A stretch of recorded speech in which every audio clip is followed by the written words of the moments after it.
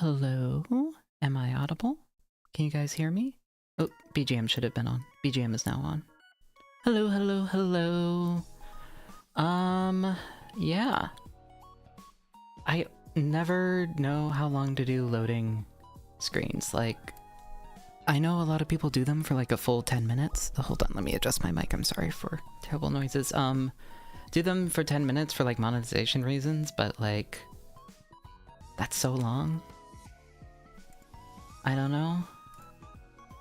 Anyway. Hello, hello.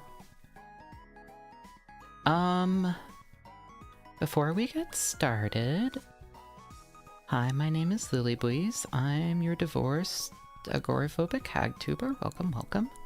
I don't know about the title of this stream. I don't know. If anyone has any better suggestions, I will edit it, because this is a presentation I'm pretty excited to give, and a VOD I'm pretty excited to have up, so. But anyway, welcome, welcome. Let me know. I'm gonna be doing a few audio things. There's like a slide with a bunch of audio in it, so hopefully the volumes are okay. I don't know. I'm gonna be honest, I wanted to do a lot more. I kind of wanted to expand on the original PowerPoint, do some more recorded footage, and all of that, but we're basically just kind of doing verbatim what I presented at OffKai. A little bit expanded, probably me yapping a little bit more, but it's pretty much the same. Yeah. So, welcome, welcome. So this is a panel I submitted to and was accepted for at OffKai Expo Gen 4, which was 2 weeks ago? 1 week ago? Some indeterminate amount of time ago that feels a lot longer than it was because I was very ill. And a lot's been going on. I kind of wanted to do Azatsu before, but I also kind of want people to be able to view this VOD, so probably not going to gap too much longer, but I do wanted to say, and I made a tweet about it, and I posted in some Discords about it, but Virtual Vacation was so cool. I was only able to catch glimpses of it, but yeah, and I'm really proud of Uni. She has gone through so much and put so much effort into things. And it's really cool seeing her on the big stage. She absolutely deserves it. Yeah. And I'll be honest, it's like a shining beacon of good things right now when I kind of need them. Thinking about VTubing. But that's not why we're here today. We are here for a Boids-based simulation of the Hamtaro Circle, bringing algorithm... Hi, Gribbo. Yeah? What is it? Okay. Are you okay? Are you gonna go back to nap? Are you gonna chomp my hand? Okay. Okay. Ow! Ow! Ow! Ow! Ow! Ow! Ow! Ow! Can you let go? No, no. Please stop. Stop. Don't grab it in like a vice grip. Go back to bed, hun. Go to sleep in your chair. Anyway. Yeah, so... No, well, I'll talk about what Boids are. I do have a pile of Zoids in this room. So, yeah, she is a menace. Did she draw blood? Close. She didn't quite draw blood this time, but... I mean, she's just a menace. Little bastard filled with, claws and teeth and all of that. Anyway, we are presenting a panel. So... this is originally this panel was much longer, but then I cut it down because I had an hour to present it. I did not save the version I cut down. So should be about an hour long, or shorter because a lot of it was Q&A. But we'll see. And I will have time for questions in the end, but also if you have questions as things go on, feel free to put them in chat. And I will elaborate on stuff, because that's kind of why I've been excited to stream this. Because I get to actually have a dialogue with people while I do it. Anyway. So this was presented by yours truly, as well as RTX-Chan, a good friend of mine. Her website is right there. She was my co-panelist, and her job was basically making sure I don't collapse on stage, which was, or like have a breakdown. Which was a really, which was a real concern. I'll be honest. Yes, she's an artist, she sings, she's fun. Go check her out. And I also had assistance on this panel from KK Cyber, which you'll see in a little bit. So, but RTX also helped present a bunch of the panels and just generally kept me on track for actually making the presentation and stuff, so this would not have happened without her. And KK's contribution was greatly appreciated. So how did we get here? So I went to AWA, Anime Week in Atlanta, because of the Phantom Thief concert. I'd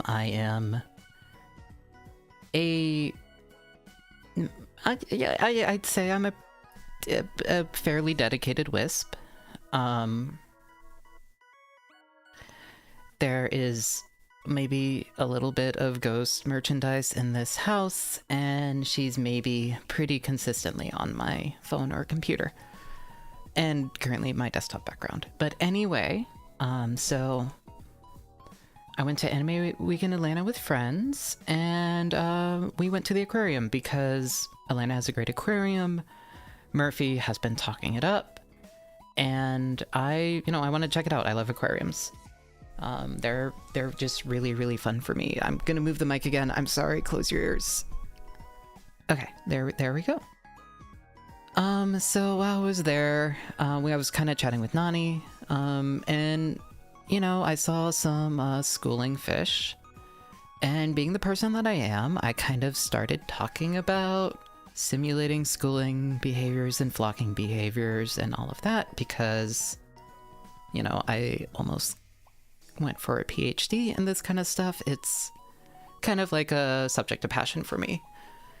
And Nani was like, I believe it was Nani offhand, mentioned that, that's basically exactly what we do in the Woda Pit. And then I was like, oh, that would make an interesting white paper. I wish I was still in academia so then I could write a white paper. And then they were like, well, you can submit various anime-themed white papers to, different things, like some conventions, even have publications and all of that. And I was like, oh, maybe I'll do this. Maybe I'll do this. And then, people were talking about OffKai panels, and I was like, oh, this might be fun to present at OffKai. And then my friend Tinfoil was like, you should submit it. I think they'll take it. And I was like, oh, okay. I submitted it. People were getting accepted, and I didn't get accepted, so I was like, okay. But then it turned out I got waitlisted. And I was like, okay, they're not gonna approve it. Well, then I got accepted. And at first they were like, okay, it's gonna overlap with the concert, so I was like, okay, cool. Nobody's gonna come, it'll be really chill. And then they were like, good news, we moved it to after the concert. And I was like, great. People might show up now. And people showed up. And this is how an offhanded bit became a full panel at OffKai Expo. Yeah, the actual substantial number of people showed up. I was very surprised. Oh, and also, AWA was fun, the aquarium trip was fun. Nothing important happened, pay no attention to the picture. That's just, you know, that was just us being excited about OffKai. So what is Wotage? This is a very, very oversimplified summary. Originally, there were a whole lot more slides explaining it, but to be frank, there were better panels at OffKai to explain it. And there's a million resources, including from my Oshi, about this, so if you're interested in Wotage, I would look for those resources, I would ask around, I would check out Aniwaza. But a very, very oversimplified summary. It's a combination of dance and cheer common at Japanese idol concerts. And it's now also present at VTuber concerts, Anisong events, and Anikura, and just all of that. And you will probably have, if you are not familiar with the term, you have definitely seen it. The Oshinoko baby dance, for example, isn't, you know, that's Wotage. There's a million fan projects that incorporate it, and you'll see it in like a bunch of the background of like a bunch of the VTuber concerts and stuff. It's around, you have seen it before if you're in this space. So generally different songs and performers will have unique dances or cheers associated with them. There's like some standard calls and standard dance and all of that, but generally things kind of become tailored as songs become more popular or performers become more popular, you know, depending on the fan base and the audience and all of that. DVR should be off. I turned it off. I would refresh. It is off. I did make sure to turn it off. So, an example of this is the Hamtaro Circle. The Hamtaro Circle dates back to about 8 years ago, give or take. And it's probably one of the more notable examples of Wotage. I say this with a caveat. I floated some of these slides against through a Woda friend, and they were very much, I wouldn't call it Wotage, but they couldn't really give me a good alternative term.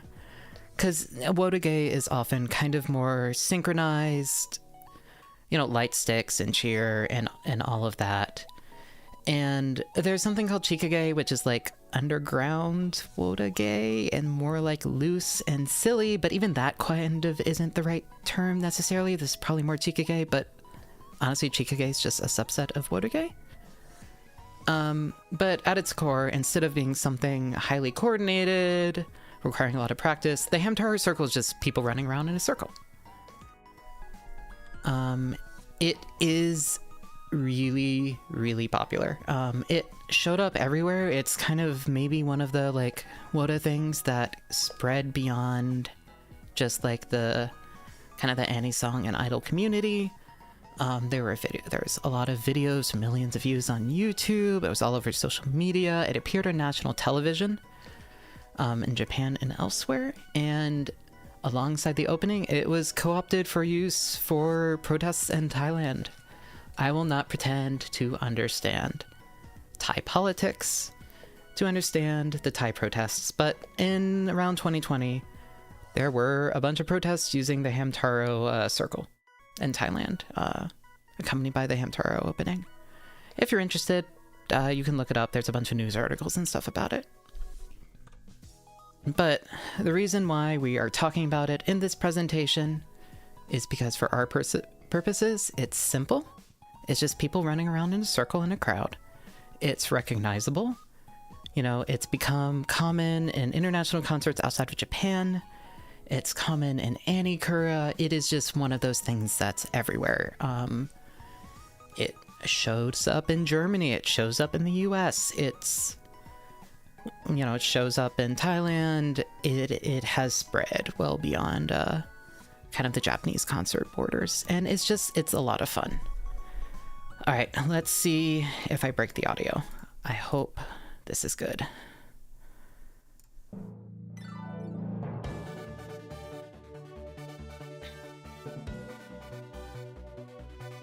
Hold on. There we go.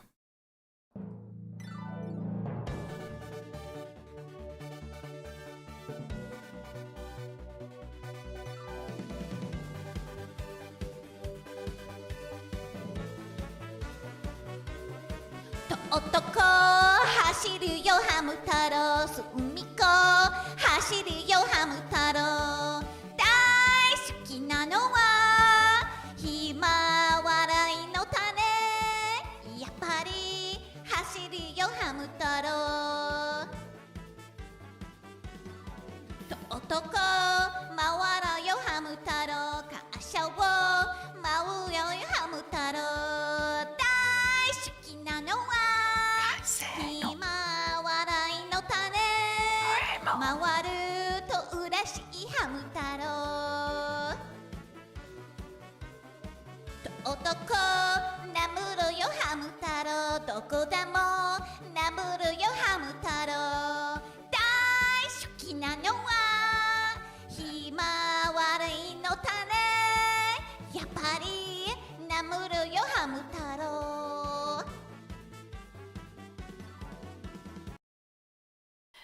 So yeah, that's the Hamtaro Circle. I can turn off desktop audio now, and I can turn back on the BGM. But, and I'm actually going to, hold on, let me just do some audio stuff. I want to hear the BGM. There we go. I've been doing this in silence for until now on my end, but that's the Hamtaro Circle. You can kind of see in all these videos, you know, it's them running around in a circle. There's kind of a hollow in the center of it. Sometimes there are people trapped inside the middle. When it all forms, they all kind of run towards it. You know, people will be waving light sticks, people will be chanting. It's a lot of fun. It's also just, it is simple. If you look at that, that is a pretty simple, like, mosh pit, basically. So, which brings us, now that we've discussed the Hamtaro Circle, this brings us into Boids. Hey, Gribbo, are you... Yes, okay. Sorry, she's under a blanket formed by my foot. She got mad that I looked under it. Oh, are you mad that I put down my foot? Okay, I'm sorry. I'm sorry that it was not the ideal blanket fort for you, child. Okay, well, she's just being a menace under the desk. Which always makes me a little worried because there's a bunch of retro console controllers and stuff, but what can you do? She's a cat. Anyway, Boids. So Boids or birdoids are basically one of the simplest types of flocking simulations. This is something that if you take a intro to computer graphics course as a comp sci major, this is probably going to be one of your projects. This is going to be kind of one of their, like, teaching computer animation, teaching simulation, like in that unit. This is probably what your project is going to be. So it's one of the simplest types, and it replicates the behavior of birds and fish. It was created in 1987 by Craig Reynolds, and it's kind of omnipresent in computer graphics. It is one of the go-to algorithms. It's conceptually very simple and pretty easy to implement, and can be run very efficiently. And it was used in a bunch of films back in the day. Nowadays we have more complex models and stuff, but like 1992 Batman Returns used it. And a bunch of films, like some Disney films and other ones, used kind of variations on the model, different kinds of this type of animation. Or like not necessarily variations of the model, but like kind of related models. So these birds or these boids or these birdoids, it's an awful name, but I mean it's a great name, but putting the definition of the name in the name is one of those little painful things. So they basically have 3 behaviors that they use to simulate flocking: separation, alignment, and cohesion. And I'm going to go into all 3 of these behaviors extensively in a little. Sorry, let me take a drink.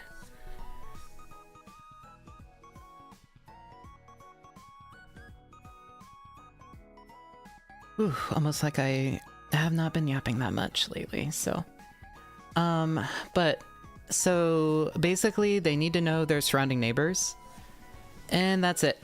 You don't need collision detection and response. You don't need any of these complex algorithms or whatever. In like a C implementation, you usually just brute force it. Define the neighbors. You don't even need to do anything complex. We did not do a C implementation of this. So,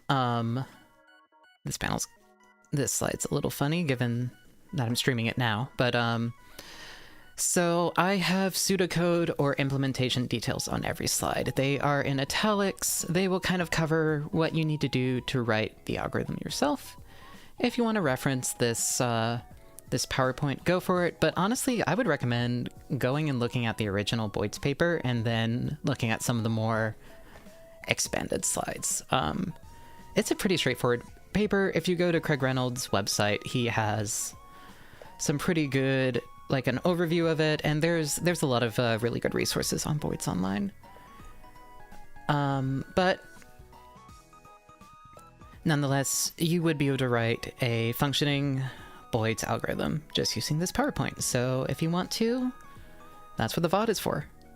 You can go through at your own pace and write it out. So first things first, to do literally anything else, you need to find the neighbors of the Boids. So in Reynolds, the original Reynolds paper, each Boid finds all Boids within a specified distance and angle of sight. We often omit this.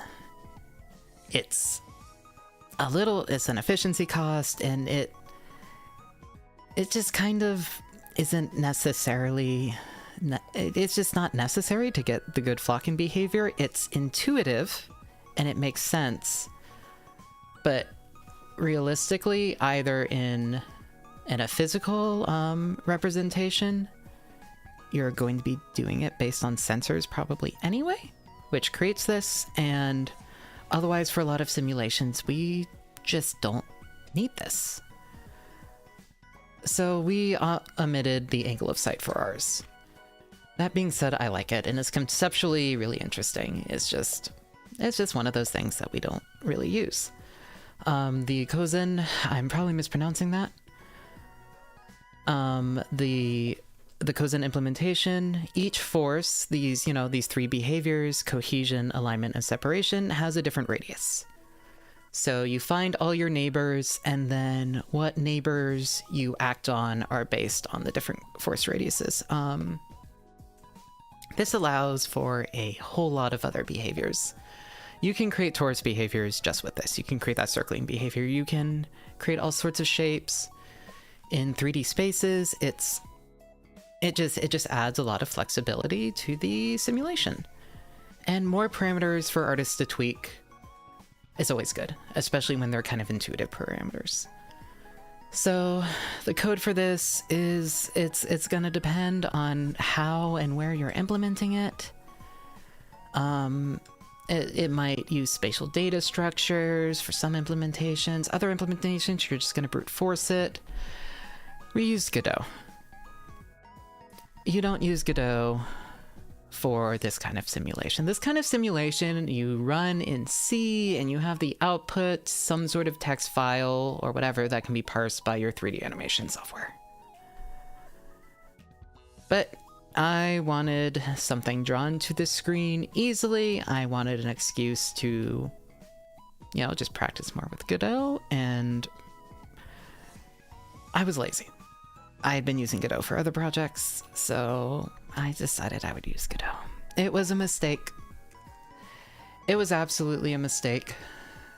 I'll eventually open source this code once I add some little sliders and things for people to fiddle with, but it's a mistake. It caused so much grief and all of that. Godot is wonderful, but it's not made for this type of simulation. I would have personally, Kuglif, I personally would have done this in C or C++. Just as like a little script or something, because it can run pretty instantly. What are you doing over in that corner? I see the little gears turning in your head. What are you doing? Sorry. You! Yes, you! Hi. Anyway, she does have a brain. She is... Gribbo is unfortunately clever. It's annoying. So, once we have the neighbors, and implementation of that's going to vary. You know, the most basic version is just going to be iterate over every other void in the scene and add them to some vector neighbors or whatever if they are within a certain radius. Anyway, so one of the most basic of these behaviors is separation. The void tries to avoid its neighbors. That's it. If two voids get too close, they try and separate. This is basically how we kind of model collision detection without actually having any collision detection. Again, unless you're using Godot's collision detection system for finding the neighbors and all of that, but pretend we have a sane implementation of this. And so basically for each neighboring void, you know, within a certain radius, you just add the position minus the neighboring void position to the separating force. And then you just kind of sum that up. And that's your separation force. What do you have? Oh, it's a squid. Okay, that's fine. I don't even know how that squid ended up in that box. So for a lot of these pseudocode, it's going to be some basic vector math to find distances to or from something. If you plan on implementing this yourself, I recommend looking up a very simple introduction to vectors. But honestly, if you're probably implementing this kind of stuff, vector math is something you should be familiar with. It is just one of those fundamental it's so fundamental to anything computer graphics or computer animation. It's worth learning. It's also just not very complicated. I'll be honest, I learned most of the vector math I needed to learn for computer science in like 11th grade in high school. If you want to learn more, like processing.org or learnprocessing.org, it's a simple visual like programming. It's interactive media focused programming language, and they have some good tutorials, and one of them covers vectors. It's worth reading. I highly recommend it. Anyway, so that's separation. I'm sorry for rambling. I'm going to be rambling a lot during this because I'm at home and more comfortable and in yap mode, whereas in a panel I'm terrified and extremely agoraphobic and relying on my co-panelists to not have a complete mental breakdown. So there's going to be a lot of tangents. I'm sorry about that. If you just want to skip through the PowerPoint, I will take no offense. But yeah, but separation is pretty simple. Alignment, we try to match the velocity, which means the angle and the speed, to each of its neighbors. Basically, if the boy next to you is turning, you try and turn as well. If they're going a certain speed, you try to match that speed. Basically, you're trying to move together with your neighbors. So you basically just average their velocity and then multiply it by some sort of factor. And that's it. That's your alignment force.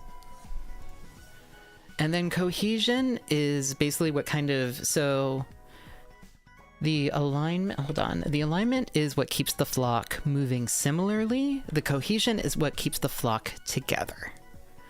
And basically, you just kind of try to congregate towards the center of your neighbors.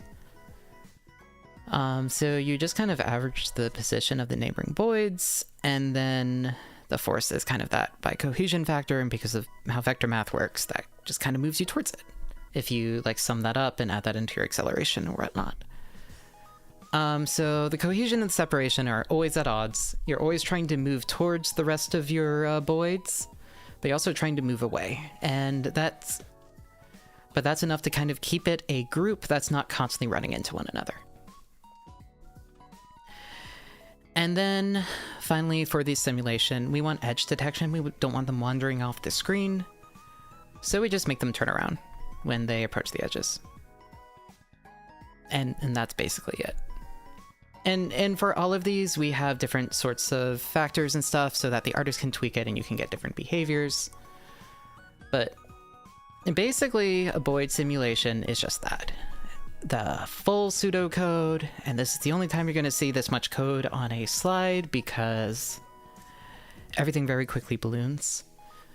But it's basically this. You get all your neighbors, you iterate over the neighbors, you find the separating force, you find the alignment force, and you find the cohesion force. You make that into the acceleration.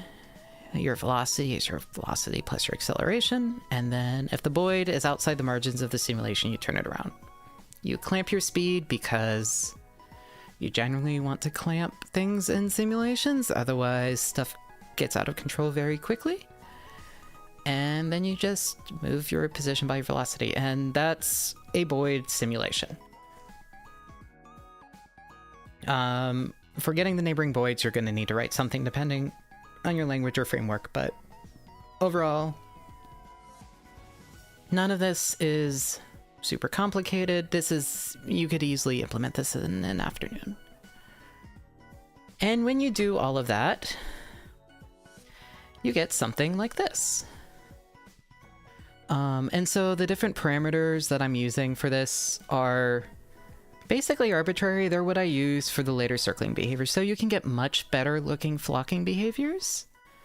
But as is this, they definitely kind of look like fish or birds flocking together.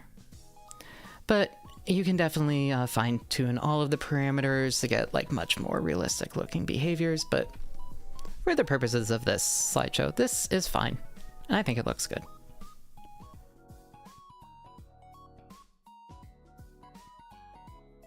Yeah, I like these, and the fun thing about the Boid simulation is you write it in an afternoon, you have it live, and you can just watch them play with it. You can literally spend days just tweaking parameters and seeing what happens. It's a lot of fun. All right, next slide. So those are Boids, but that looks nothing like the Hamtaro Circle whatsoever. So we have to expand the model. They don't circle, so we should make them congregate in the Woda pit and form a circle. And there's no crowd, so we need to add a crowd. And this crowd is not going to participate in the circling behavior because if you look at a concert, the people who are doing the crazy Woda stuff is usually a small subset of the full concert. Most people are just kind of standing there watching the performer, just trying to avoid anyone else. But I do, especially for something like the Hamtaro Circle, people get excited, people see something fun going on, and people go join in, especially when it's just something like running around in a circle. So all the crowd Boids should potentially have a chance to become Woda Boids. So this circling behavior is really well studied. Silverberg et al., they've studied the motion and mosh in circle pits, which is a similar phenomenon to the Hamtaro Circle, but it's more like a vortex without like a hollow circle instead of like a torus or something. But it's studied, like, it turns out mosh pits are a huge wealth of study, and they kind of function like Woda pits. Kind of. It's a little more violent, and there's not glow sticks, but functionally they're kind of the same thing. Kozen, they presented torus-like flocks as one of the shapes that they could produce. And that's basically, you fine-tune the parameters enough and you will get certain shapes if they have different radiuses and stuff, just because of the behavior of the Boids. They have a lot of cool stuff. The Kozen paper is really fun. I have all the papers and references and stuff linked in the slide, so you can reference that, but that's like one of the options. But the one I really liked is Young et al. They did coordinated mediation to create a circle of Boid-like agents. So this is more for tiny little robots. And if you want them to do certain behaviors and stuff. So basically, you place a agent or like a singular Boid or some sort of entity somewhere in the flock. It has a predation force, which makes Boids run away from it, and an attraction force, which makes Boids come towards it. And if you do this, you can make circular flocking behaviors. So we use the Young method because it adds a lot more parameters. We can have all the different flocking parameters working. So basically this just gives us more things to tweak and a little bit more control of the simulation. We can place it wherever to make them circle in certain spots. And we could even have multiple ones of them out at once. Whereas the kind of the torus behavior in Kozen is like really, really well fine-tuned simulation. That's not quite what we want. So basically we have a mediator with a predation force and attraction force. Generally, we want the predation force to be stronger than the attraction force. But we want the attraction radius to be larger than the predation radius. Basically, all the Woda Boids are going to move towards the center of the Woda pit. But they're going to try and move away once they get close enough. So that it's going to kind of form a hollow circle.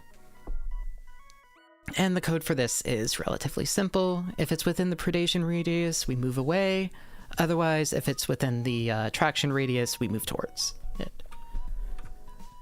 And if you do this, you get something like this. They're in a circle. We've solved most of our problems already. We just add a single invisible agent in the middle of it, and suddenly all the Boids are circling. And it's great. Simple to implement, maybe, assuming you're not doing a bunch of collision detection stuff in Godot. And you just need to keep it referenced to like one object. So that's great. But there's work to be done. So if we look back at this, it is a pretty perfect circle in the middle of it. Like, it's not very organic. They just kind of move, and it's a perfect circle. And I am going to be honest, you're never going to see this IRL unless people are super, super careful about the shape of their circle, and people aren't. They're running around in a circle during a concert with someone fun singing like a song, and they're all cheering and waving light sticks and stuff. They're not going to be that careful about a circle. So at chat's suggestion, we need to make it uneven and chaotic. So basically, for each Boid, to kind of add this noise to the simulation, all we need to do is change the predation and attraction radius for each Boid. We just offset it a little bit. Some Boids are going to have bigger predation radiuses, some Boids are going to have smaller predation radiuses. And now that I give this presentation, we did not need to change the size of the attraction radiuses.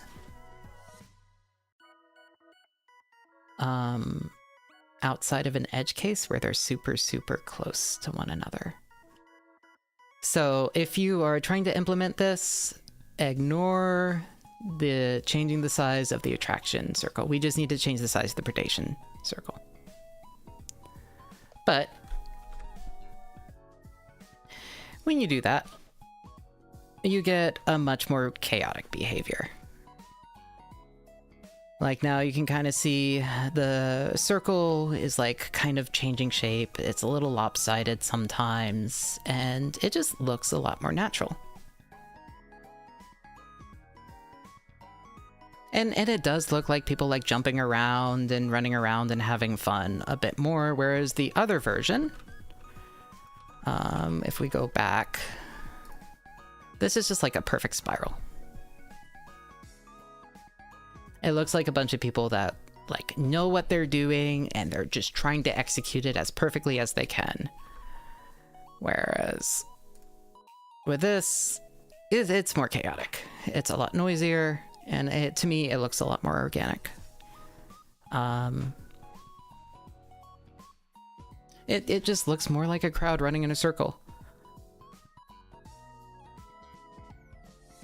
What are you doing over there?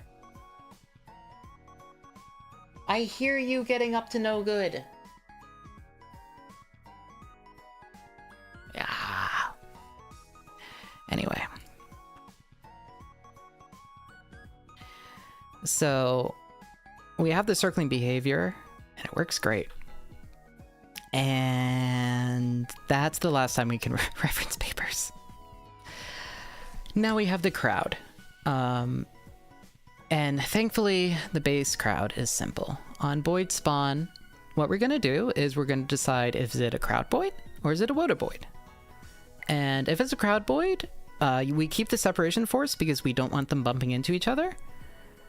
And everything else we can disable. They don't have the alignment or cohesion. They're just standing there in the crowd, trying not to jostle one another. And if we do that, we get something like this.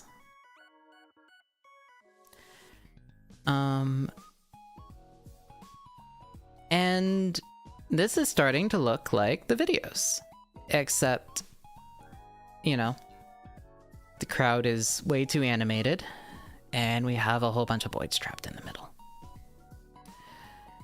Those aren't quite accurate, but we do have a crowd, and we do have the circling behavior, and despite everything moving constantly, it's starting to look pretty natural, I would say.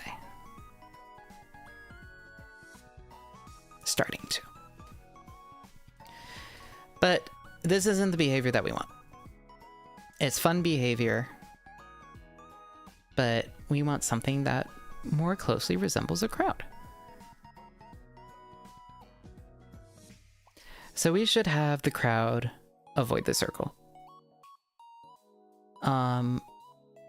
We just enable the predation force, which is the force that moves them away from the circle, and they'll try and get out of the middle. And if we make the predation radius a little bigger for the crowd Boids, they'll also give a little berth to the Woda goers, which is, I think, looks pretty natural. And they're also too active. So basically, we can just add a little bit more granularity to everything, and we will basically just have different separation factors for the Woda Boids and the crowd Boids. If we were to expand this algorithm in the future, we could have different separation factors for different interaction types. So like we could do something where the crowd is more likely to avoid the Boids that are running around rather than each other. For the sake of this simulation, we decided not to, just for simplicity's sake. But when you implement all of that, you have something like this. Crowd's kind of getting jostled by the people running around, but this is a lot closer to what we were seeing in the videos. They're running around, the crowd is avoiding them. We don't have a whole bunch of members of the crowd trapped in the middle. It looks like a Hamtaro Circle. Yeah, and because of the attraction radius and the attraction force, we have all the Boids running towards the Woda pit once the song starts. We have a very, very large attraction radius. It almost encompasses the full simulation. But it kind of creates them running into the middle and forming this circle behavior, which if we replay, you can kind of see at the start. Them trying to run through the crowd to go join the big circle. that's the kind of emergent behavior I think looks really good, and I just really like. So, I don't have a video for this one. I forgot to press record. And I meant to do this for the streamed version, but I'll be honest, I've been sick. So I didn't. But some miscellaneous crowd improvements, and chat was requesting this. We should have a couple of them trapped. Not like a bunch of them trapped, but if you look the actual video, we have a couple like WOTA goers in the middle. And in a actual implementation of this, we could like have those as a different kind of Boid rather than just this binary, are they in the crowd or are they in the WOTA pit? But for this, we're just simply doing it 2 types. But for a more complex, probably more accurate simulation, we can start adding all sorts of subtypes, like the people who will go into the middle of the circle to go do their nonsense. So to do this, we just reduce the predation factor. We just have them run away less quickly. That's it. And if we do this, some of them get trapped. So the main part of the simulation is this: people joining in. So basically, in order to generate the Boids, whether or not they're in the crowd, we do this interest value. If it's above a certain threshold, they're the WOTA goers, and if it's below a certain threshold, they're just in the crowd. So now we add another threshold. If it's above a certain point, they're interested in the WOTA pit. They're not active in the WOTA pit. They're not going to join the WOTA pit immediately, but they are potentially interested in joining at some point. So we have these interested Boids. If they're close enough to a WOTA Boid, we increase their interest value by some excitement factor. And if it's above a certain threshold, then we make them WOTA Boids. So basically, we just do a check on spawn. If the interest value is too low, they're crowd Boids. If it's above a certain amount, they're interested, but they're not WOTA Boids. And if it's finally above the WOTA threshold, then they are WOTA Boids. In each frame, when we're doing all the flocking simulations with the neighbors, we just check and see if they are a WOTA Boid, and if they are, we increment the interest value. And this makes them join in.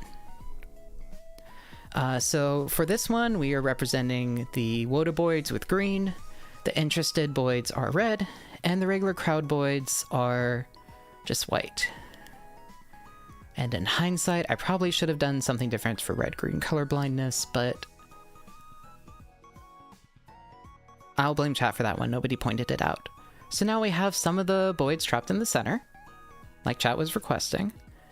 And we now have Boids becoming interested in the WOTA stuff and joining in. And to me, this looks more natural.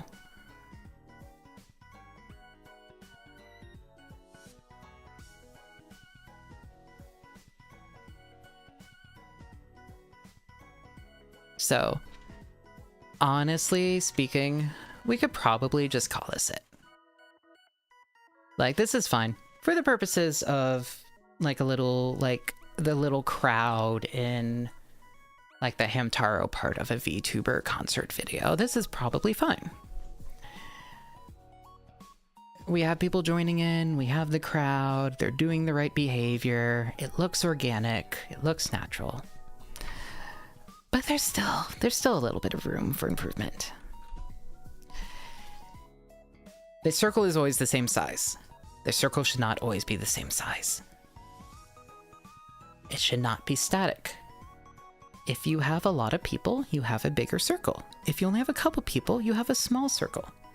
This prevents us from having weird gaps in the circle, and it means as more people join in, the WOTA pit becomes bigger and bigger, as it would as you have more people join in.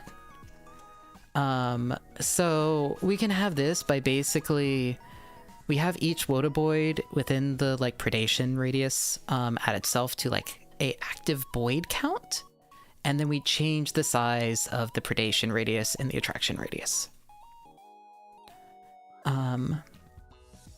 Based on the number of Boids in the circle. You better not have pissed in there. You literally have a litter box in the other room. You better not have. Well, I think she's actually now going to the other room to piss, so I think we're fine. Anyway, she's just always jumping into boxes, and it's like...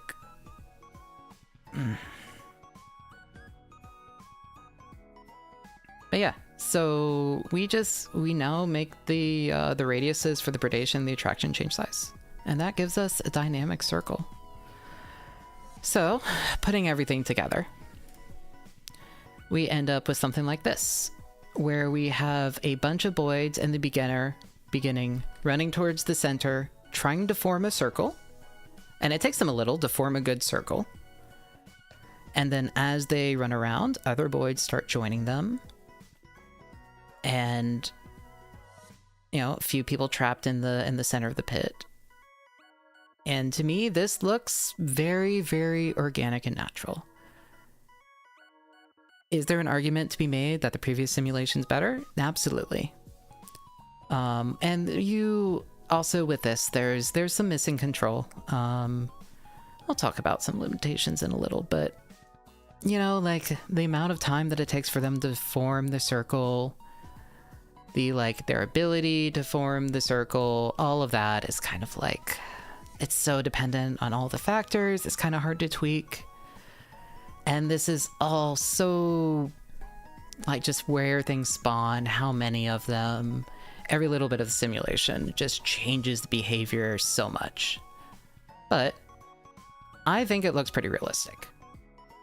And that's what I was going for. I wanted, something that looked good and looked realistic. We are not actually trying to pursue realism, because that's not the goal of computer graphics or computer animation. We try and pursue something that looks like realism. Like if you've ever looked at Pacific Rim, if you've ever watched it, especially all the interactions with those robots and water and stuff, they ran accurate simulations for that. And the problem is, doing that accurately does not look real, because we don't have a sense for mass for something that big moving around. So what they did is they reduced it a lot. It's incredibly unrealistic, but it looks like what we think big humanoid robot moving around in water should look like. And that's kind of the thing about computer graphics, computer animation, how we model explosions. Our explosions aren't accurate to life.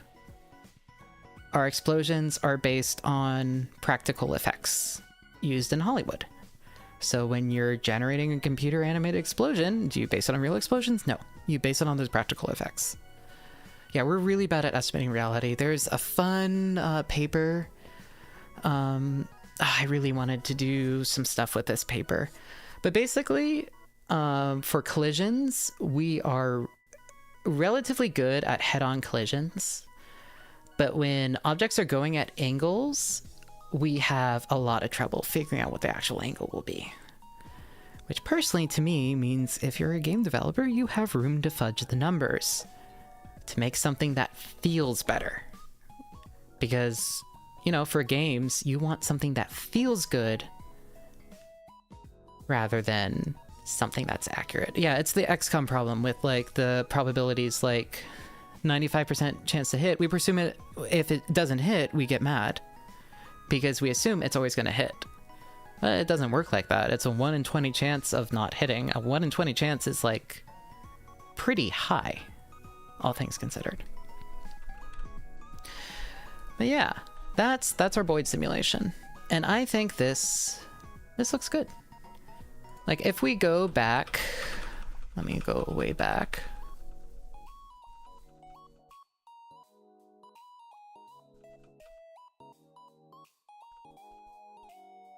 If we go way back, you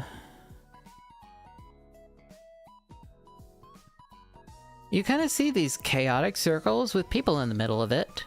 And then especially in this video, you see a whole bunch of people running into it.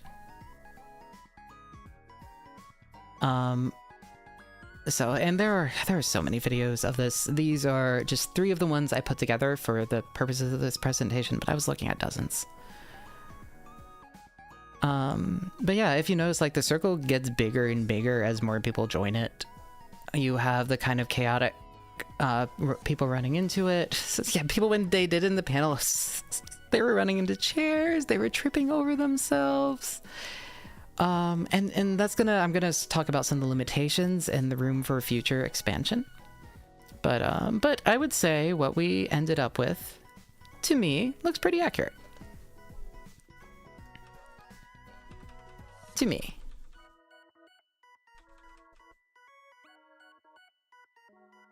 Let me go all the way through this. I should have just duplicated the slide. There we go. Like with this, they all run together. They're all jostling into one another, which does happen. And they're doing their best to form a little circle. But yeah, I don't know. To me, this looks pretty good.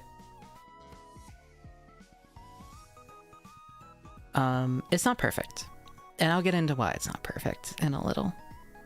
But it's not perfect. But if you rendered this out into a list of positions at certain times, like different frames and stuff, you could plug this into animation software and have it move. You need to tweak the collision. Yeah, this is the final thing. This is a stream I'm going to be happy as a VOD, because you can look back through and reference stuff. So, yeah.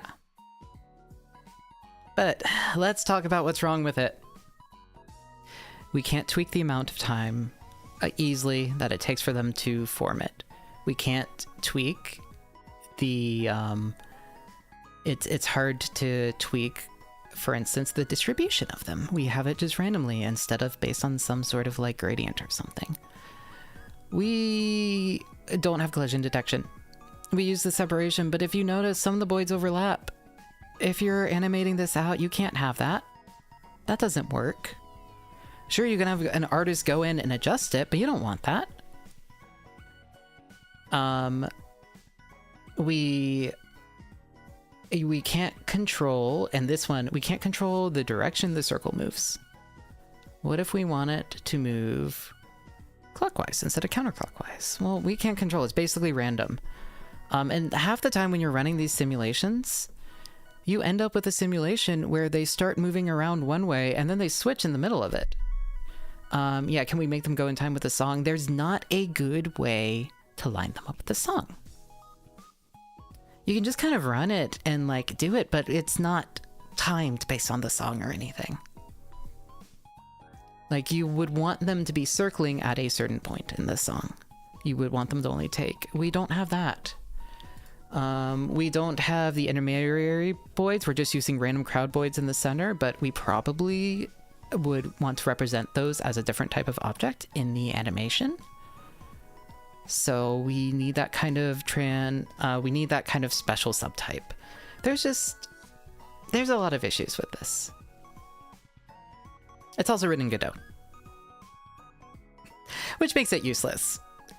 As a program, it is for the point of demonstrating this in a presentation, but the actual program implementation is useless. You're not going to be using that in computer animation. But yeah, I'm happy with the end result. But I think there's still work to be done before you have something really useful for something like rendering out a concert. You have something that will get you 80% of the way there. And you can have the artist do the other 20%. But I'd rather be 90% of there, or 95% of the way there. The whole point is the artist's time is incredibly, incredibly valuable.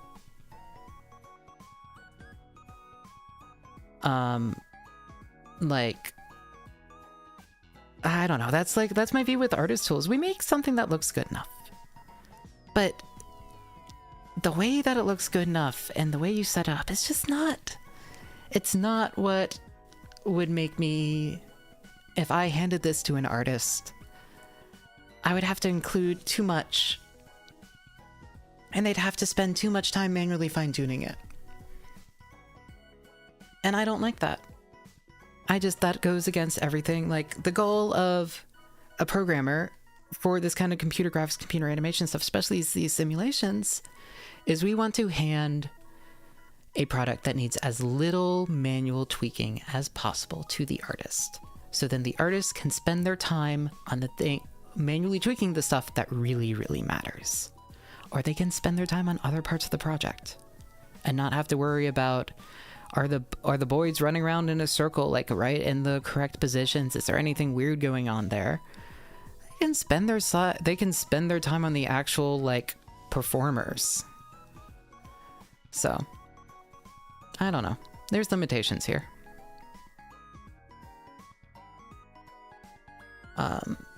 If it's not obvious, a lot of my contracts and jobs and stuff were making tools for artists and programmers. So I have some strong feelings about what you should be handing the person that's using your tool. And the answer to me, you want something very flexible, but you want something that gives a good result. Anyway, here are the references. These 4 papers, you don't need to check out the Silverberg one. That one's just kind of like the mosh pit stuff, and for the purposes of implementing something like this, it's not really going to be helpful. It's just cool. But the other ones are good papers. The Reynolds paper is a classic. It basically, not completely accurately, but it was basically foundational paper for an entire subfield of computer animation research. The Kozin paper is good. The 2002 one. I don't know why I arranged these references like that. I'm sorry. I think these are just in the order I had them open to my PDF reader. But the Kozin paper is good. And then the Young paper, which uses the coordinated mediators, is a cool paper. Because it's kind of like applied use of Boids. And then there are some of the YouTube videos I used. These are the ones I use in the video.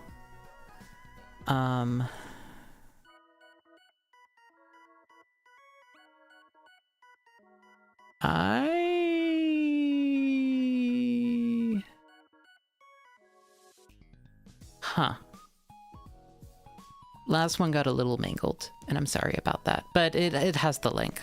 Just the citation's a little mangled, I'm realizing. Yeah, here's the questions part. This is the part that took the majority of the time at the panel. Originally I was trying to play for time because I didn't think we would I don't know, I thought that it was too short, it wouldn't quite line up, and yeah, and if I'm looking at the time now, it's like we had an hour, even without it. So I was trying to stretch things out, and I didn't need to, because questions went up into time. We actually had to cut them off. So yeah, does anyone have any questions? And there was some stuff like, will I open source this? And the answer to will I open source this is maybe eventually, if I get it to the point where I'd be okay having it out in the public, and also knowing that I wouldn't be maintaining it. How easy do you think it would be to do this not in Godot if you've never coded a day in your life?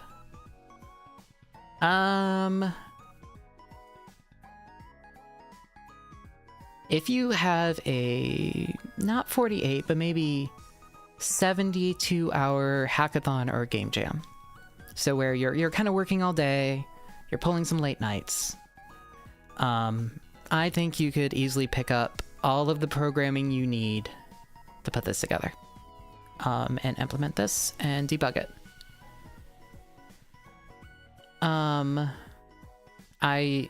It's not complex. A lot of the time would be learning the vector math and familiarizing yourself with the programming. all of this, like, most of the time I spent working on it was working around Godot stuff and figuring out how to do things. If I actually had the things written out, it wouldn't be that hard. Would a three-dimensional version be much different in terms of implementation? No. Well, the vector math would be different, because we're doing 2D vector math instead of 3D vector math, but they have 3D Boids. It's well documented. I actually don't know if the vector math would be any different. I think it'd be pretty much the same. Instead of the radius of circles, we would be doing radius of spheres. And rendering it out would be different, getting like which way the Boids are facing and all that. But no, I don't think it would be actually very different. For the purposes of animating this in a concert, you wouldn't want to do it in 3D but if you just want them in space circling, sure. I would worry that the Taurus stuff wouldn't quite work. It might work, I'm not sure. I think them circling might take a little longer to happen, but it might work. I don't know. You could probably do it.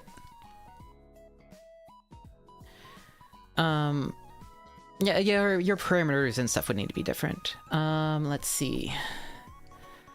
You've seen people guiding the outer barrier of the Boids circle. You could add more mediators. You could add mediators. You could also just have them spawn and stay at the edges of other... You could implement that. I would not be able to tell you how to do it offhand, but you could definitely do that. You mentioned the possibility of using spatial data for neighboring... Okay, so, to be quite honest, if you're doing this in C, C++, and you only have like a few hundred Boids, you just want to brute force it. You don't need to use spatial data structures. You just iterate over all of them. Especially if you're not trying to render it in real time and you're just trying to plug in the data into a renderer, or even if you are okay rendering it a little slow or something, just brute force it. There's a million spatial data structures. I used to be really into them. I'll be honest, that was a while ago? 10 years ago, almost? Quad trees would work fine. There's a lot of them. Yeah, basically just any way of partitioning space and then trying to find neighbors in a certain radius. Quad trees would work fine, but yeah, we're basically, unless you're using thousands of people, you probably don't need to actually use spatial data structures. I mean, if they're built in, use them, but for something like C or C++, it'll probably run efficiently enough without them that you don't actually need to use them. And I know that's the kind of thing that hurts some computer scientists because they want to use the most efficient algorithm, but brute forcing it works half the time. We love brute forcing in this household. It's nice to just have something work. Like, simplest solution, sometimes the best. Why would you need to know 2D vector math for the... so vectors are basically just... You have an object, like a point, and it's moving that around. Yeah, basically, a vector is just... Think of a vector as an arrow pointing from an object to a place in space, or another object. And you can move along that vector. Vector is a way to represent velocity, for instance, or acceleration, or all of that. It's vector math is basically like anything beyond high school physics, or rather doing high school physics properly, because for some reason we don't teach that stuff. The order that we teach physics is really weird, especially in the US. Like, I almost feel like calculus should be a prereq for physics, because otherwise everything you're doing is just rote memorization. But anyway, so vector math, it's simple. It's just, if you just think of it as arrows pointing around places, and like you're basically just moving, it's ways of representing distances and directions, velocity in space.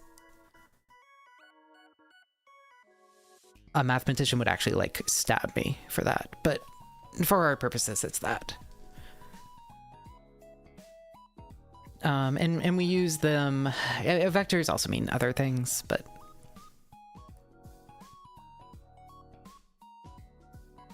yeah. So like, yeah, physics. The fact that we treat physics without we teach physics without calculus is just like, what is the point? You have anyone in the class answering why, and the answer from the teacher is going to be, you'll need to learn calculus to know why. And it's like, okay, great. Cool. None of what we're learning is useful. You can't apply any of it without calculus. It's just, nah. And it's not even that much calculus you need to learn. You need to learn like half of Calc 1. So, which I think, I feel like there should be something between calculus proper and like pre-calc, which I've never taken, and it's kind of the reason why I still don't know how polar coordinates work. But besides that, I feel like there should be like a simpler version of calculus that's like mandatory, because it's not, if you're not trying to treat the foundation, like to use it applied, it's not that much. Like you don't need to learn the fucking,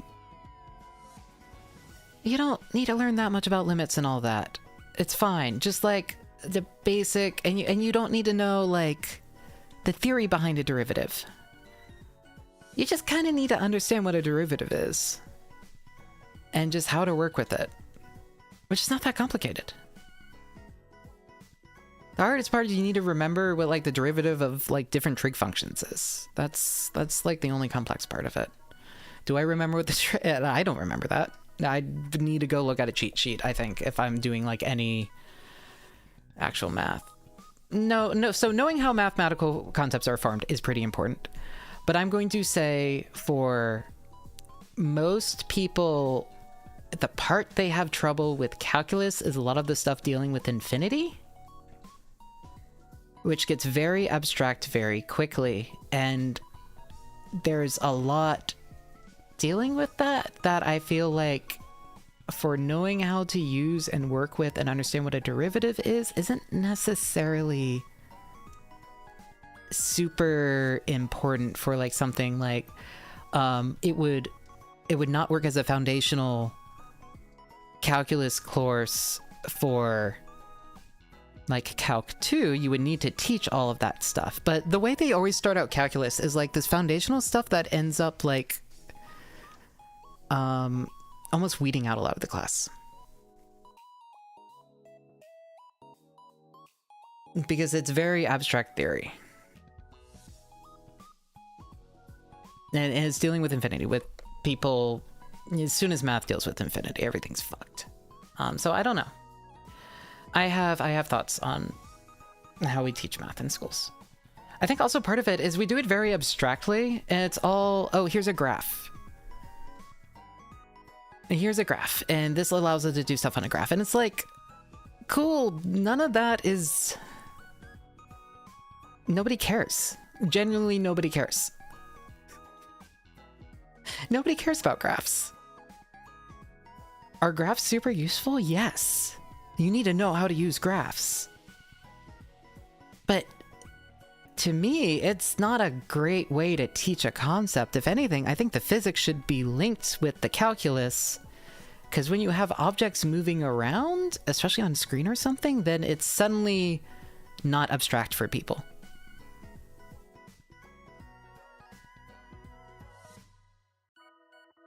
So, I don't know. Like people having trouble with like Calc 2, Calc 3 stuff, and it's because like it's abstract and all of that, and it's like, okay, but we use it all the time for drawing pictures on the computer and moving things around, and if we talk about that instead of making it all super abstract, it feels like it would be easier to learn for people. Maybe that's just how my brain works. I like seeing pictures and I like seeing things move. So it's very intuitive for me, but it's like, It's always frustrating when artists, especially like computer animators and stuff, talk about how they can't do math and they can't understand. And it's like, on your day-to-day, these parameters that you're setting, these things that you're changing, you are doing the math. You just don't have the thing to connect that to the math that you're doing. Like, you are working with concepts that a lot of people do not understand, that are very mathematical. And it's like, as soon as you start just describing things just tied to what an artist is doing, it's, I don't know, this is always frustrating, especially with programming. We teach programming with Hello World and stuff like that. To me, the best Hello World is drawing a circle on the screen. Like, to me, that's like way more interesting.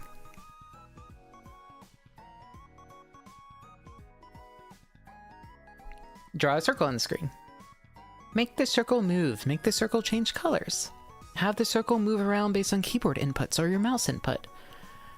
To me, that's a way better way of teaching basic concepts rather than like a little text-based command line thing.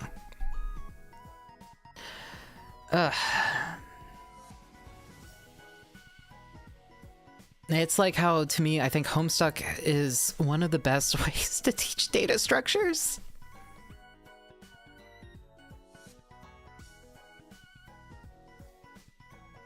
Because it is. So Homestuck with the Sylladex stuff, the Syllodexes in Homestuck are literally just data structures from computer science. Most of them. We have linked lists, we have stacks, we have queues, we have hash maps, we have all sorts of different things. We have fucking BOGO sort. It's basically a bunch of like data, like it's and some sorting algorithms, and it's really fun and an interesting way to teach it. And I just, where was Bogosort? Gamzee's Sylladex, I think, is Bogosort, or something similar, where you just kind of hope the like cosmic rays align and it collects the and it selects the right object that you need at a time. Don't read Homestuck. I will release a video in a month or two about this.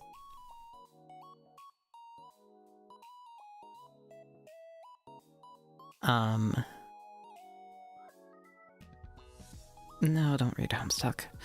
Okay, here's the thing about Homestuck. Homestuck is maybe one of the most influential pieces of media of the late 2000s.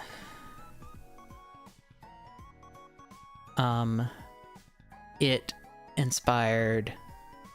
It's not... I would say it is. Of the late 2000s specifically. But you're American, so okay, fine. It kind of reshaped a lot of about how online fandom works permanently.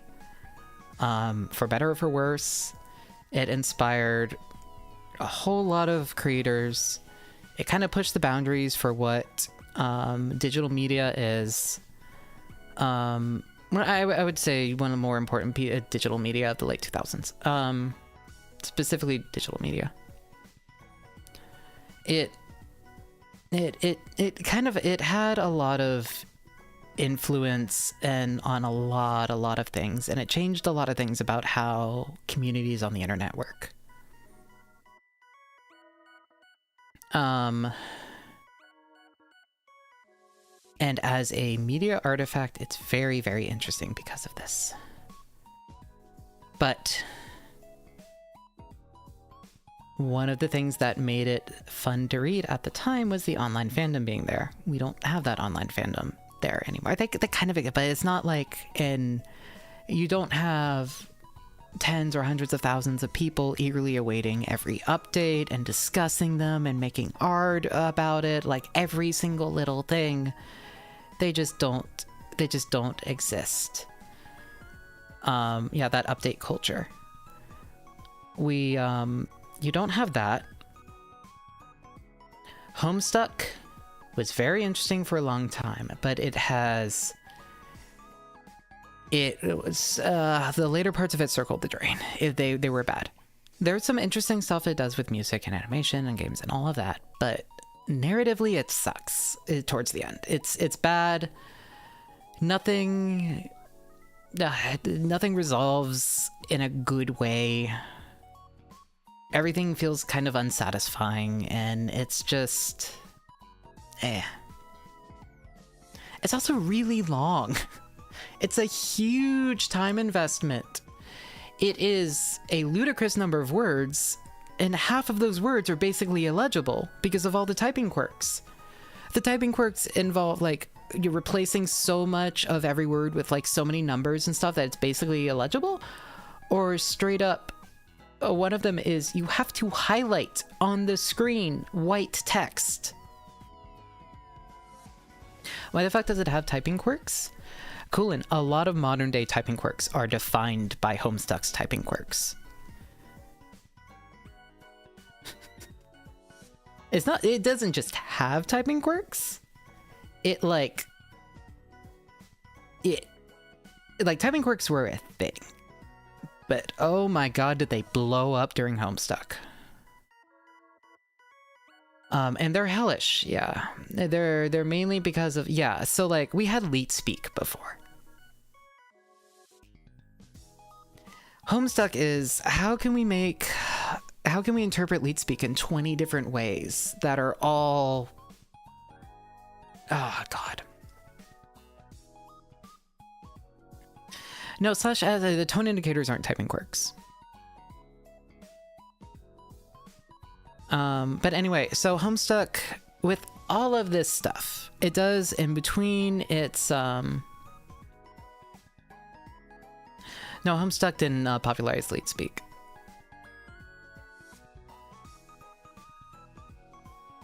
Yeah, outside of like some communities. Some communities weren't exposed to it, I think. But no, it didn't. It made leet speak worse, though. It didn't popularize leet speak, but it made leet speak a lot worse. If that makes sense. Oh, God. Anyway. Homestuck is... yeah, I would not recommend people read Homestuck in 2025. Quite frankly.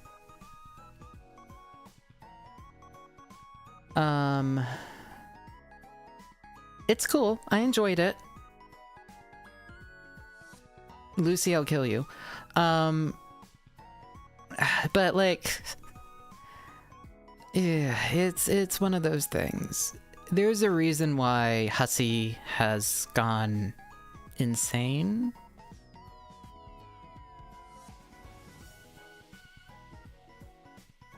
Like last I checked, they defined their gender as clown, which seemed like a bit, and then they literally wrote a visual novel about it.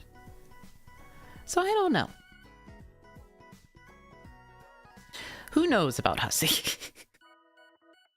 And there's so much controversy about like all the business stuff they do with different things. Yeah, no, the creator kind of went insane. I mean, you can literally tell that the creator is just very unhappy with the attention and the fandom and stuff by the end of towards the end of the series. There's some pretty vile, blatant bitterness and mockery towards their fans. That's just not. It's unpleasant.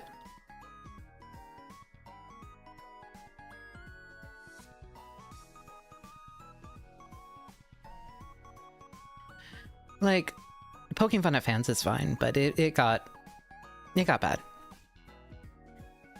And then there's the whole thing with Homestuck 2, which we're not gonna talk about.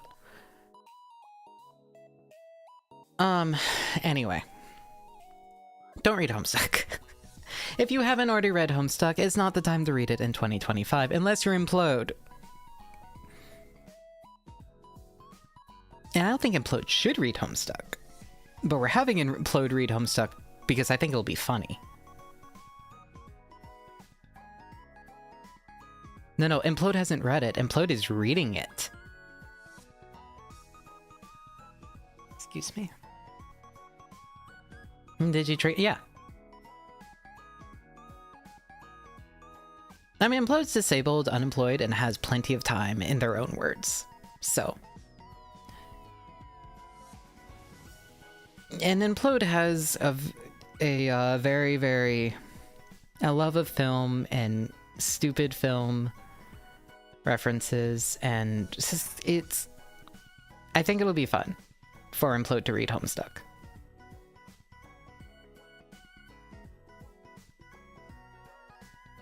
But yes, we're doing it, it's not a genuine recommendation.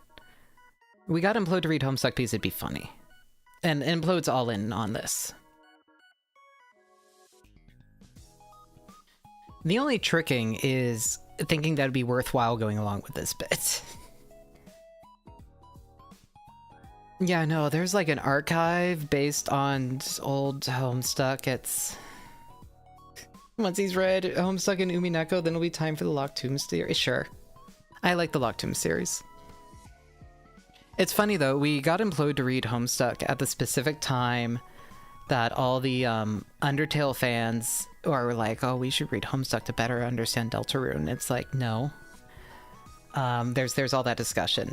And Implode has no interest in Homestuck or Deltarune. He's played like an hour of Homestuck or something, and that's it. That's all the exposure and interest he has. So they haven't started it yet. They just finished Problem Sleuth. They're gonna go rewatch Hook on my recommendation, and then they're gonna start it. So.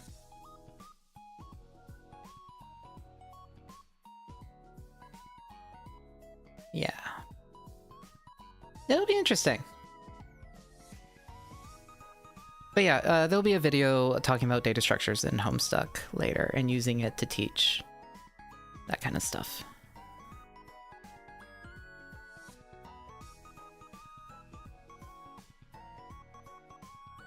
No, bro hasn't launched Asper because bro hasn't literally not started it.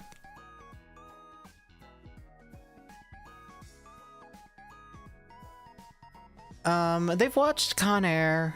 They've watched. I think they're going to be fine. I think they've watched enough film to be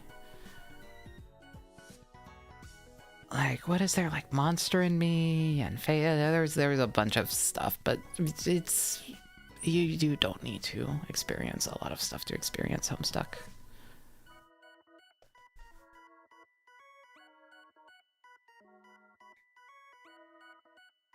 Yeah.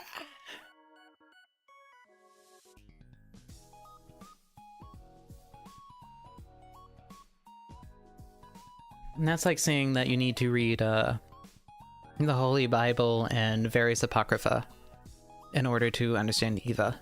You don't. It makes some references. That's about it. You do. No, you don't. Half the stuff Eva references isn't in the Bible. It's literally Apocrypha.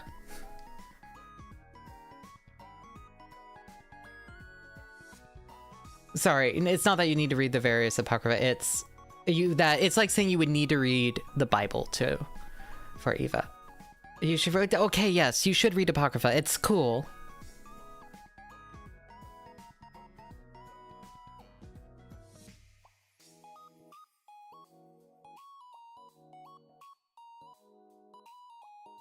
But it doesn't... Can we just go back to talking about data structures? What do you want to talk about with data structures? I like arrays. That's my favorite.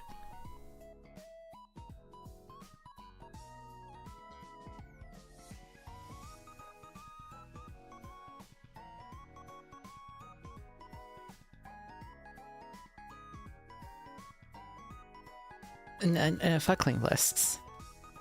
I don't know, like, if I'm programming, it's almost either we just use arrays here, or we'll use a dictionary or something. I don't use in-betweens. Like, if I want something efficient, we just use an array. It's nice and easy. Sometimes we'll use a vector. But if we need something like resizable. And then otherwise we just use, yeah, so arrays, vectors, and then just like dictionaries. I don't know, why would you need anything else?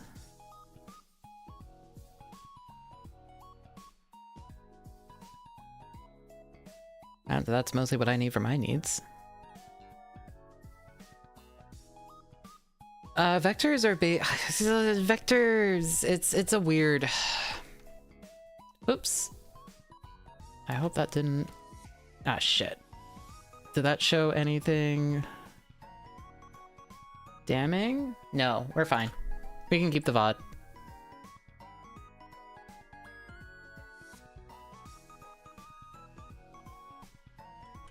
All it revealed is that I live in Baltimore. We already knew this.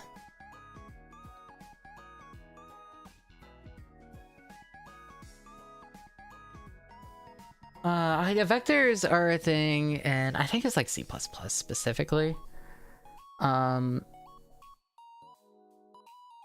It's basically just, it's a dynamic array. I think that terminology might be like C specific. So I use it because that's what I know, but it's a dynamic array.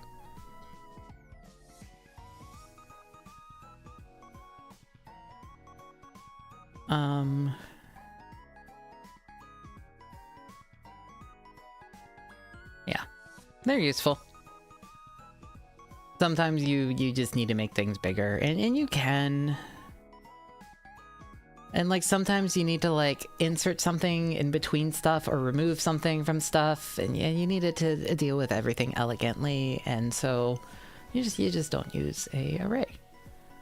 For most things you can use an array though. I love multidimensional arrays. What is an image but a multidimensional array of pixels? Like, if you think about it.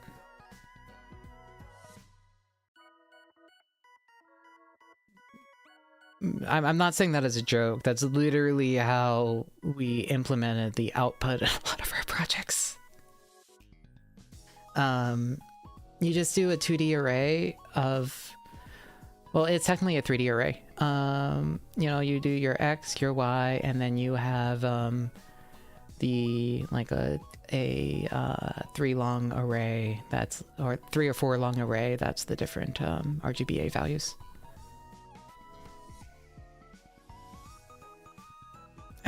And our professor, instead of like iterating over it normally, would just do fucking pointer arithmetic.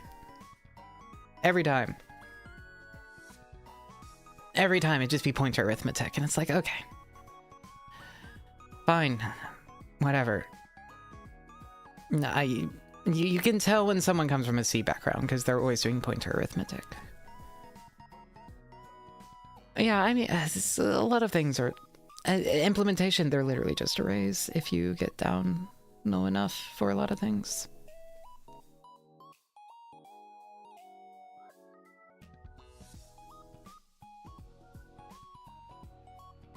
I mean, honestly, a lot of this is stuff that you're just never going to... For web programming, this shit doesn't matter.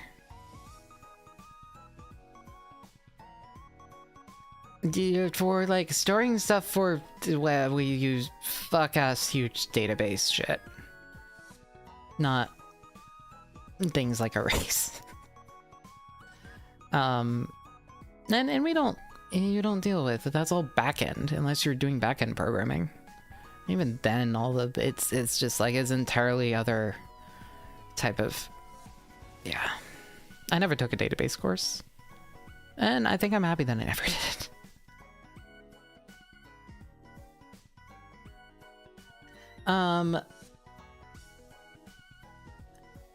Yeah, web dev is one of those things where it's like, once you put something on the web, you've already given up doing it efficiently.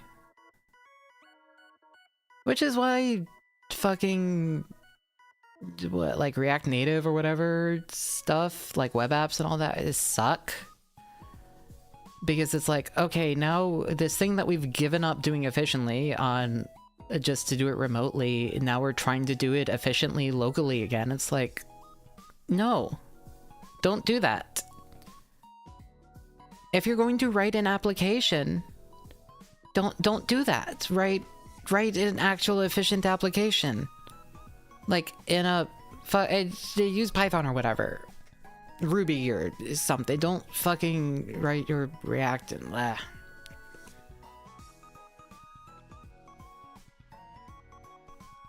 I don't know. Anyway, I have thoughts about programming.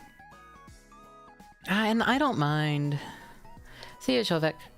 And I don't mind web dev, but yes, I do actually. I hate web dev. But like, I get it.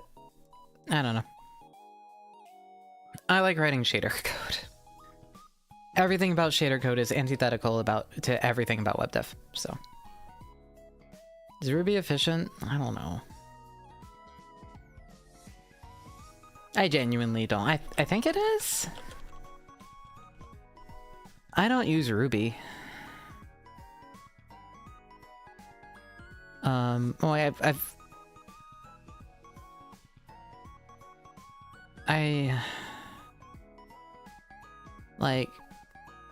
I mean, efficient compared to what? Is kind of the thing. Like, are we comparing it to JavaScript? Are we comparing it to Python? Are we...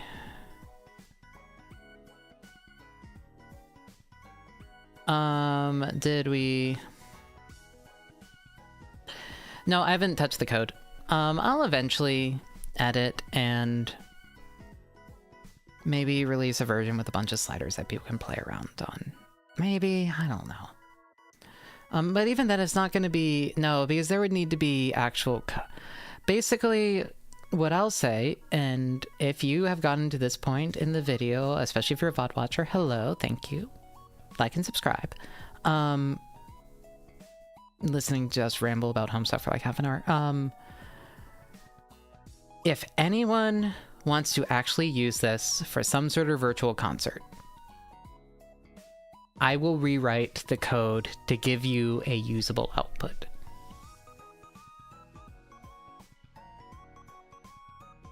But the Godot code will never be that. The Godot code is a visualization. That's all it is. It's not a very efficient visualization, but it is just a real-time visualization of the algorithm. It's not usable for anything. And I don't think it ever will be, just because of how it's written. It's the wrong tool for the job. But yeah. But if anyone ever wants stuff with crowd simulation or whatever, I don't know who would use this. Yeah. I don't know. Maybe I'll put in the description. Just like, hey, if you want to use any of this, I'm happy to help you or implement it myself or whatever. Anyway. So, Pirate, the answer is no. But yeah, I don't know. I made a presentation for OffKai as a bit. I don't know how I got here. I think it went okay. There's not much more to talk about, honestly.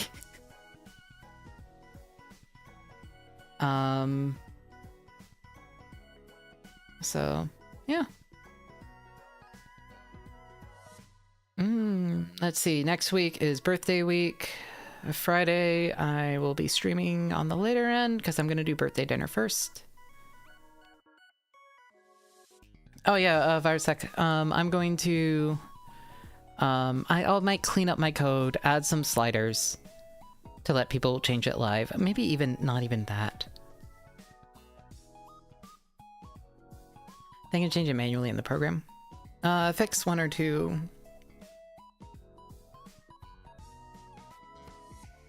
bugs, things I overlooked. And like add some flags. And then sure, I can put it publicly, but it's not that worth looking at. It's also done really sloppily. The goal was getting it done to get video. It's not good code for reference purposes, if that makes sense.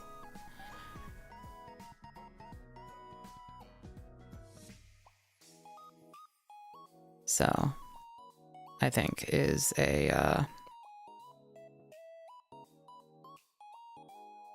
I think that's a big thing. It's not good reference code.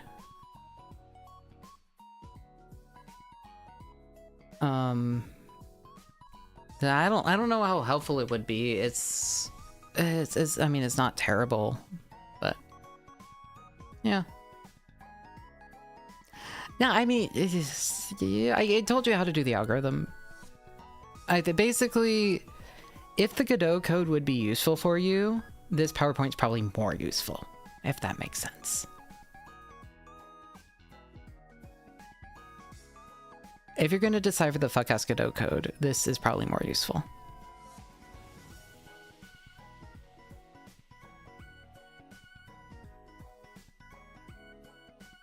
Is what I would say. Yeah. So next week, I think this is about a natural stopping point. So next week is birthday week. Friday's my birthday, yay. I'll be getting some dinner when Small Dog gets back from work. And then I'll probably be streaming Minecraft because I asked Rice Knight if he could get a server live by my birthday, and he said yes. He's even programmed in Slime Boots. That's compatible with 0.6, so. So that'll be fun. Rest of it, probably shmups or something. Maybe some Mecha Break. I don't know, gonna be a chill week. And maybe I'll start working on recording some shorts. I have some scripts. Yeah, that's basically it. And maybe we'll start doing some long-form content eventually too, but don't forget your daily login for Mecha Break. I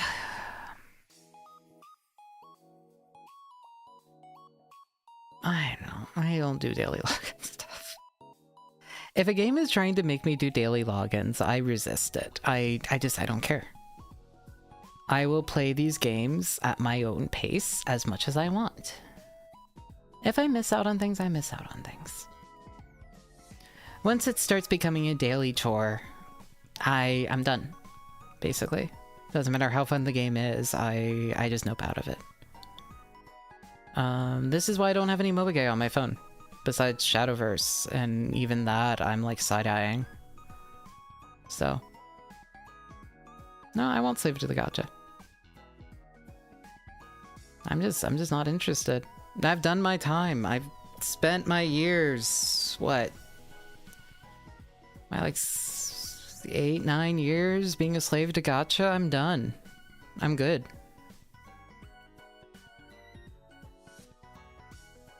I don't have the money for that. Like, it's fun, but yeah. Yeah. You go outside in the heat to catch Pokemon. I could never got into Pokemon Go. I don't... Yeah. I just never got into it. I don't remember what it was. I think it just killed the battery on my phone so quickly. No, when it first came out, I think it was just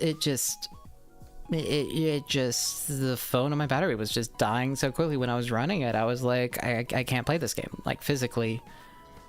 Sure, but I'd need like battery packs and be charging constantly, and it wasn't worth it to me. I need this phone to read manga and post on forums. So that's what I was doing instead.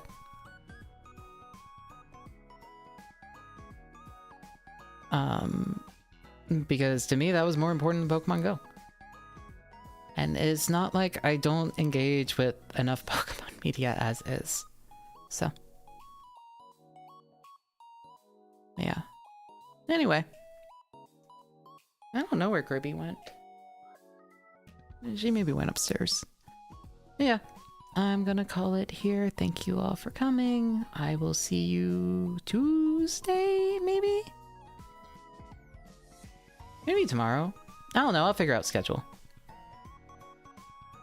We're just gonna do next week, maybe Hellsinker, maybe Blue Revolver. Maybe Fish Fear Me, maybe Minecraft. Well, definitely Minecraft. Fish Fear Me, Blue Revolver, Hellsinker. That sounds fun. Notably. Thank you. Bye-bye.